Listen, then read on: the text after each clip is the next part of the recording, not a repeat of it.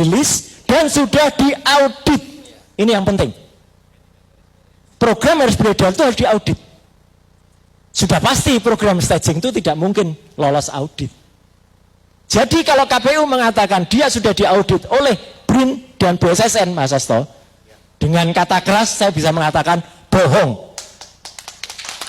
Makanya kalau dilihat nangis kan kemarin si yudisinya waktu menyampaikan di depan. Dan BSSN ini tolong dicari.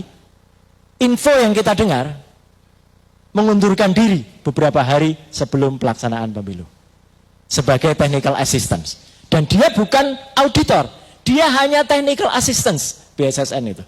Jadi lain technical assistant dengan auditor lain. Dan ini perlu dilihat karena ini masuk fakta-fakta hukum. Itu satu.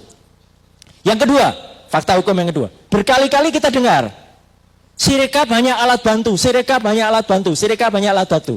Temuan kami, tim APDI ini, jadi ini temuan kita bersama, ya.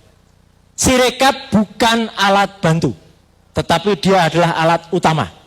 Karena satu-satunya yang termuat dalam PKPU nomor 5 tahun 2024, yang tadi disebutkan oleh Mas Anas, yang disahkan baru tanggal 12 Februari 2024, 2 hari sebelum pemilu baru membuat keputusan, dan diundangkannya baru tanggal 13 Februari, Mas. Gila kan ini, padahal itu detail sekali. Itu hanya menulis Sirekap. Sirekap ditulis detail di situ, di bab 1, poin nomor 43 kalau nggak salah, kemudian di beberapa bab yang lain. Manual berjenjang tidak pernah ada tulisannya di PKPU. Sekali lagi saya ulangi, sistem manual berjenjang tidak pernah ditulis definitifnya di PKPU. Secara hukum, Pak Petrus, saya pernah dibalek di Badan Legislasi, Mas.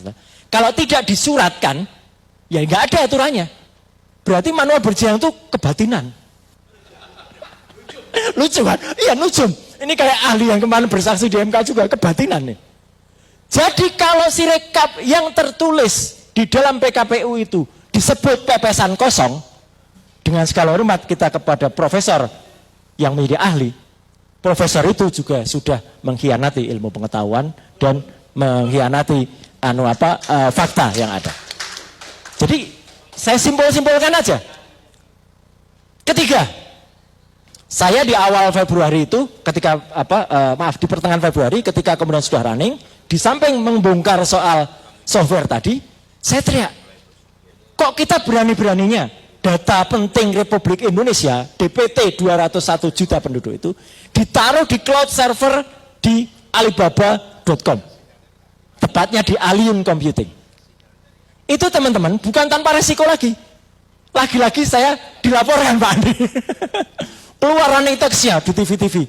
Roy Suryo menyebarkan hoax gitu, meletakkan server di Singapura. Gilanya lagi, saya mengatakan gilanya lagi. Seminggu setelah tanggal 14 Februari, kalau nggak salah tanggal 21 Februari, komisioner KPU duduk berjejer, gagah banget di gedung KPU, bikin konferensi pers macam ini. Menyatakan dengan tegas, waktu itu BT Epsilon yang bilang, kami jamin data-data itu tidak ada di luar negeri, ada di Indonesia. Ketua KPU mengatakan, Hasyim Asyari mengatakan, sejauh pengetahuan saya, sepanjang pengetahuan saya, memang data-data itu hanya ada di dalam negeri. Saya langsung teriak, berarti pengetahuannya nggak panjang itu. Dan satu lagi, bohong. KPU bohong.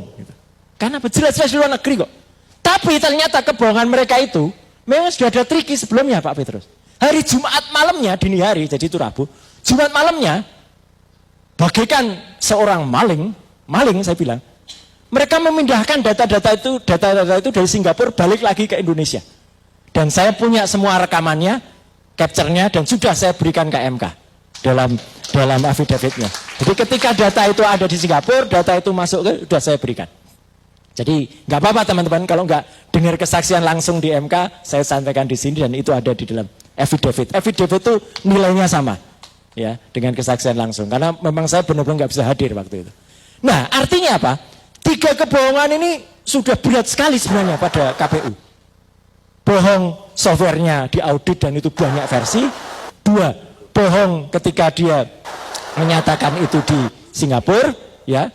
bohong berikutnya ketika kita temukan juga, data-data itu ternyata ketika masuk itu sudah tadi, pada sistem yang disampaikan oleh Mas Anas dan Mas Yudi tadi.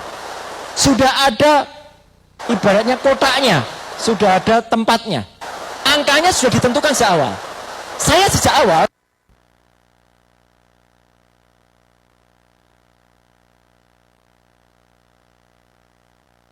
teman-teman boleh googling, saya nggak berbohong. Sejak awal tanggal 14 itu, hari H pemilu, jam 19:36, di situs KPU itu sudah ada angkanya.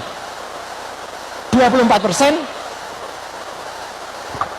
Oh, kesini dikit. Oh, takut jatuh? Enggak. Saya masih punya kontrolan. Keseimbangan kayak kucing. Ya. Data itu sudah muncul dengan persentase yang dari awal tidak berubah sampai dengan sekarang. 24%, 58%, 17%. Dan itu nggak berubah Pak Andi. Dari awal sampai akhir yang berubah cuma koma-koma sedikit di belakangnya. Jadi itu ada sebuah algoritma, automatic algorithm yang dipasang dengan perubahan-perubahan tadi. Jadi perubahan-perubahan software tadi memungkinkan dimasukkan apa? JSON script dimasukkan. Script yang memungkinkan untuk mengkontrol itu atau memasukkan data. Memungkinkan untuk memasukkan algoritma perhitungan yang mematok itu. Memungkinkan lagi untuk menggelembungkan suara. Teman-teman ingat, di akhir Februari ada satu partai salah input namanya. Ya. Itu yang tiba-tiba perolehan angkanya melonjak. Ini dari sisi volatilitas statistik tidak mungkin. Menyalahi kodrat betul. Kodrat saja nggak salah, kok ini salah. Ya. Jadi Kodari yang salah betul. Ya, jadi itu Profesor Statistik Burhanuddin Mustadi saja bilang aku ramudeng mas dengan adanya fenomena ini Bu Lydia. Jadi dia pun tidak mengerti. Untungnya waktu itu kemudian karena banyak yang meramaikan, berhentilah upaya itu. Upaya itu upaya jahat. Saya pernah tulis tuh modusnya. Bukan hanya mencuri antar paslon, bukan hanya mencuri satu partai, tapi sudah menggunakan sisa suara. Jadi sisa suara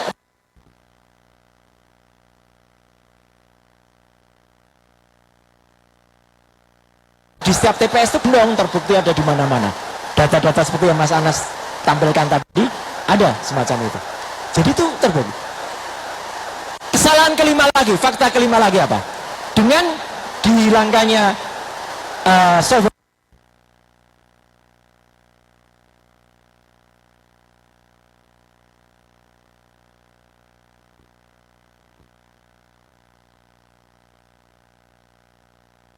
software tadi diubah, masih ada. Saya lihat fungsi itu masih ada untuk auto. Tapi ketika malah sudah versi berikutnya dihilangkan, akibatnya apa? Data-data tiap TPS bisa kemudian kayaknya itu ya mati. Data-data dari tiap TPS itu bisa seperti tadi disampaikan Bu Leoni. Dari 300 harusnya maksimal 300 jadi 700, jadi 900, jadi jeblok datanya, meledak.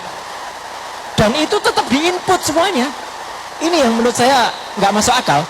Makanya ketika perhitungan yang diamini oleh Ketua KPU, satu TPS itu bermasalah, ya, itu memang benar. Apalagi temuan Mas Anas tadi sudah mencapai lebih dari separuh TPS-nya. Kalau lebih dari separuh, Pak Hasto, ini berarti apa? Masif, terstruktur, dan sistematisnya tercapai.